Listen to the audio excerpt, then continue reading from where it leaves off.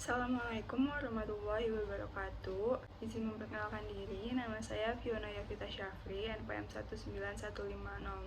19150611033 dari Prodi Teknik Informatika Universitas Lampung. Saya di sini ingin menjelaskan tentang apa yang sudah saya pelajari dan saya ketahui tentang mata kuliah kecerdasan buatan atau Artificial Intelligence. Kecerdasan buatan itu pengertiannya adalah sebuah simulasi kecerdasan manusia yang ditanamkan atau dimodelkan di dalam sebuah mesin dan diprogram untuk dapat merespon seperti layaknya manusia, tetapi dalam bentuk mesin.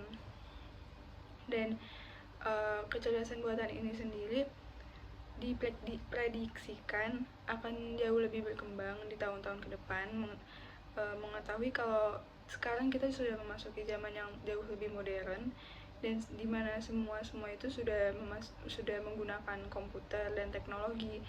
Jadi kecerdasan buatan itu akan jauh lebih berkembang di tahun-tahun selanjutnya. AI sendiri itu sering ditampilkan atau diceritakan dalam film fiksi yang sering kita tonton. Hal itu membuat banyak orang jadi lebih tertarik terhadap bidang kecerdasan buatan dan mereka menaruh minat kepada kecerdasan buatan. Tetapi AI itu bukan hanya sekedar robot atau asisten virtual, tetapi AI itu bisa jauh lebih luas daripada itu. AI itu dapat berupa kecerdasan yang ditanamkan dalam sebuah mesin. Jadi kecerdasan buatan itu dapat memungkinkan komputer untuk berpikir seperti manusia, berpikir dengan cara menyederhanakan program. AI dapat menirukan proses belajar manusia, yaitu dengan cara diulang-ulang pembelajarannya sampai akhirnya manusia tersebut terbiasa dan akhirnya manusia tersebut ahli dalam hal itu atau bidang itu karena ia melakukan hal itu berulang-ulang sehingga memorinya atau otaknya terbiasa akan hal itu dan membuat saraf baru tentang hal itu. Dan itulah yang dicontoh atau ditiru oleh kecerdasan buatan dalam proses belajar manusia. AI meniru proses belajar tersebut untuk mendapatkan informasi baru yang harus diserap atau perlu diserap untuk digunakan sebagai acuan di masa yang akan datang. Jadi kecerdasan buatan itu dikelompokkan menjadi 4 bagian atau 4 kelompok, yaitu yang pertama adalah system that thinks like human atau sistem yang berpikir seperti human, system that act like human atau sistem yang berperilaku seperti manusia. Yang ketiga itu system that think rationally atau sistem yang berpikir secara rasional, dan yang terakhir adalah system that acts rationally atau sistem yang bertindak secara rasional. Jadi untuk sistem yang berpikir seperti manusia itu dia melakukan pendekatan atau melakukan introspeksi untuk mengetahui bagaimana manusia itu berpikir, mengetahui bagaimana pikiran manusia itu berjalan, dan untuk mengetahui bagaimana secara umum manusia menyelesaikan masalah seperti itu. Dan untuk bertindak, sistem yang bertindak seperti manusia itu dilakukan melalui pendekatan dengan menirukan perilaku manusia yang dikenal oleh komputer. Dan selanjutnya itu yang ketiga adalah sistem yang berpikir secara rasional. Sistem yang berpikir secara rasional ini termasuk kecerdasan buatan yang lumayan sulit karena dia cara berpikirnya itu seperti menggunakan ilmu logika yang diajarkan oleh Aristoteles, bahwa setiap argumen itu memiliki konklusi dan argumen tersebut akan benar jika ada premis yang benar. Selanjutnya yaitu sistem yang bertindak secara rasional, itu juga termasuk kecerdasan buatan yang cukup sulit. Nah, jadi ada beberapa perbedaan yang bisa kita lihat, bahwa kecerdasan buatan itu sebenarnya ada kekurangan dan kelebihannya dibanding dengan kecerdasan alam yang kita miliki.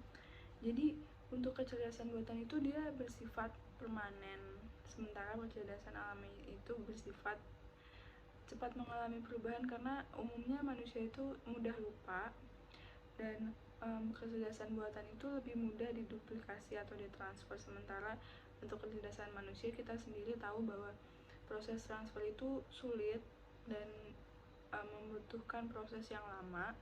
Kemudian kecerdasan buatan itu lebih murah, sementara untuk kecerdasan alami itu lebih mahal karena umumnya untuk mendapatkan ilmu itu kita membutuhkan biaya yang cukup mahal.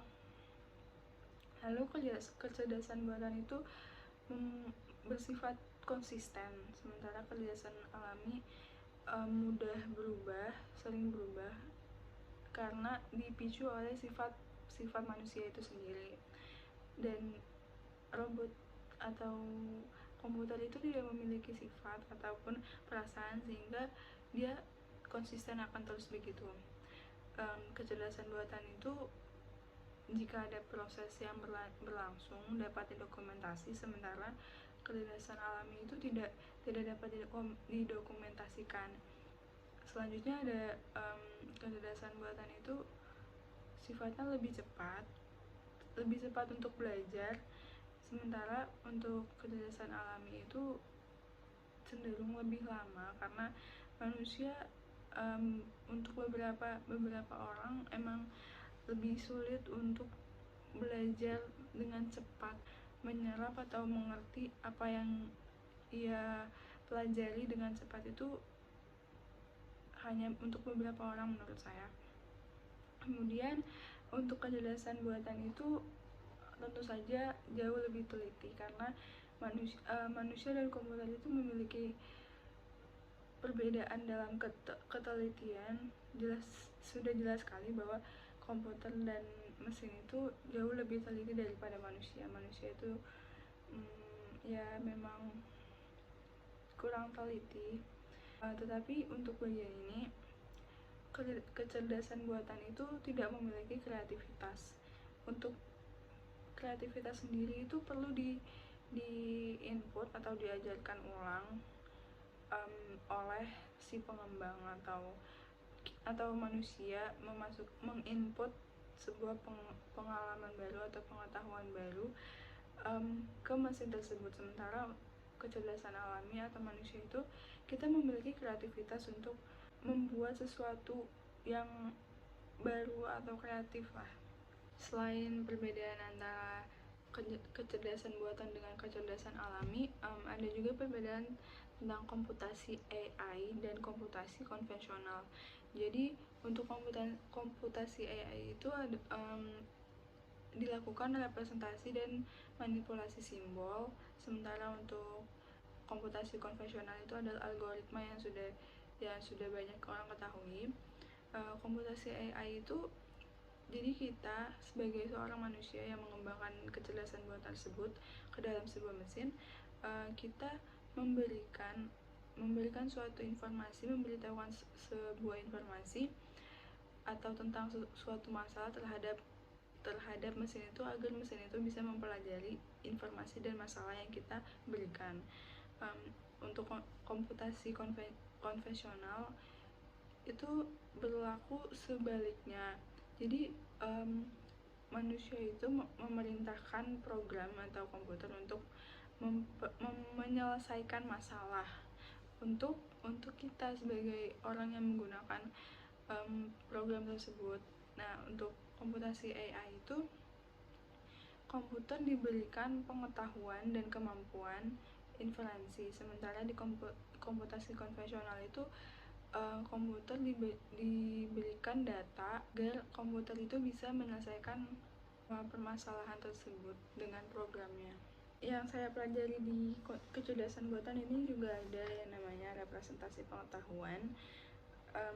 Representasi pengetahuan sendiri itu pengertiannya adalah cara untuk menyajikan pengetahuan yang diperoleh ke dalam suatu skema atau diagram tertentu sehingga dapat diketahui relasi antara suatu pengetahuan dengan pengetahuan yang lain, dan dapat dipakai untuk menguji kebenarannya.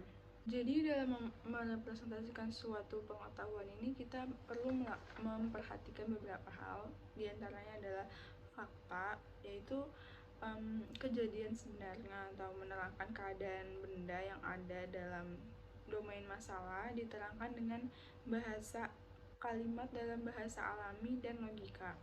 Nah, yang kedua itu adalah representasi dari fakta atau formulanya. Bentuk representasi yang dapat dimanipulasi dalam proses pemecahan masalah. Representasi pengetahuan sendiri dibagi menjadi 5 kelompok, yaitu representasi logika, jaringan semantik, frame, script, dan aturan produksi.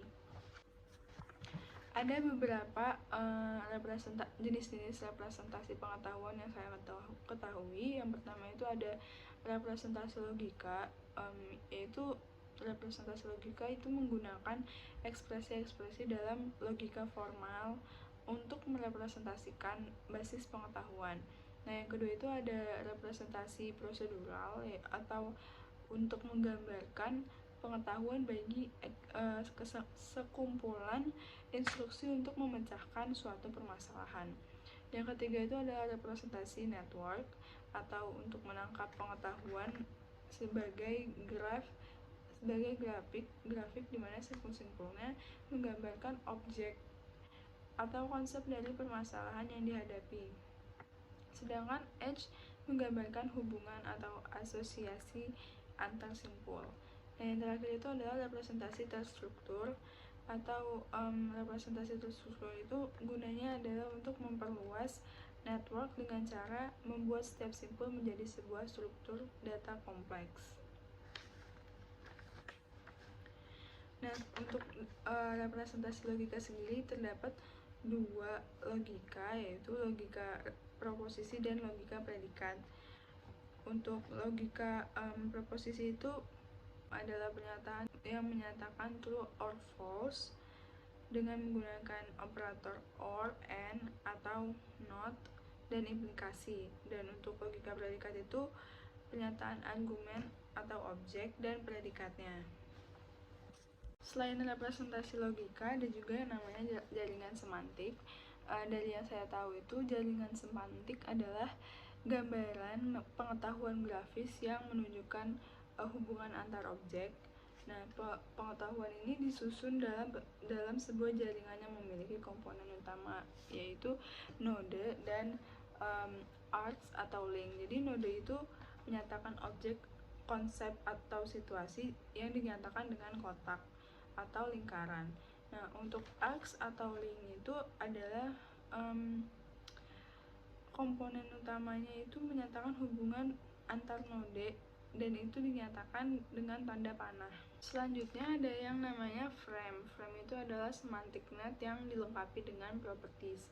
Jadi frame itu menggambarkan entitas sebagai set dari atribut dan nilai yang bersesuaian.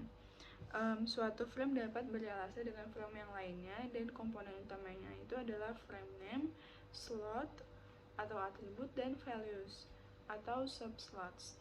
Dan selanjutnya itu ada yang namanya script. Script itu adalah skema representasi pengetahuan yang menggambarkan urutan-urutan kejadian, dilengkapi dengan elemen-elemen agar lebih memudahkan dalam memahami urutan kejadian. Elemen-elemen itu ada yang namanya track atau jalur, kondisi input, pendukung, role atau peran, scene atau adegan, dan hasil kondisinya. Jadi dalam kecerdasan buatan ini ada yang namanya intelligent agent. Intelligent agent ini adalah sebuah perangkat lunak yang bekerja tanpa perlu campur tangan dari manusia. Nah, intelligent agent ini fungsinya adalah untuk melaksanakan suatu tugas, mengambil langkah atau suatu tindakan tertentu bagi pengguna individu. Intelligent agent adalah sebuah teknologi yang digunakan untuk menavigasi langkah apa yang harus diambil dalam suatu pekerjaan, melalui sejumlah data yang diberikan oleh lingkungan untuk bertindak berdasarkan informasi yang sudah diinput atau disetting ke dalam intelijen ajan itu oleh si pembuatnya. Nah, di dalam intelijen ajan ini juga ada istilah yang sering digunakan, namanya adalah PACE atau PAS, yang merupakan singkatan dari performance measure, terus environment, actuators, dan sensor.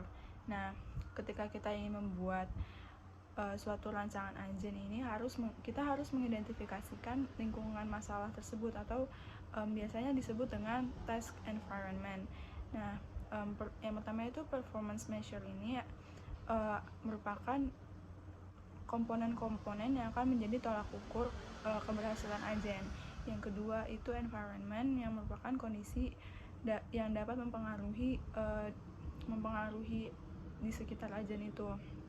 Yang ketiga ada actuators, berisi kemampuan yang dapat ajan itu lakukan. Dan yang terakhir itu ada sensor atau hal-hal apa saja yang dapat diinput oleh ajan.